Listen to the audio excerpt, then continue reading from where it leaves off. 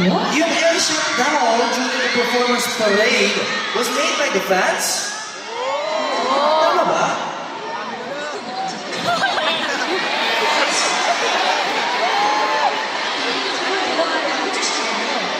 Sabi nila, it was a fan event na na-prepare ang ating mga lobbies.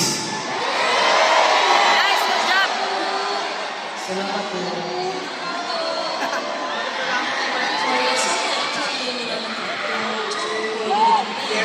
Actually, first time natin mag-perform din. I love you, Eric!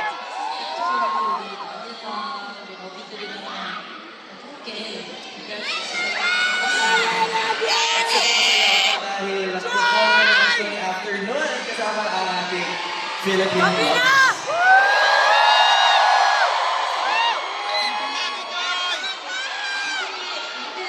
이어서 새로운 무대를 보여드릴게요. Ready! And with those two performances na medyo bago sa Phantom Tour namin, we'll be showing you guys another performance. Ay!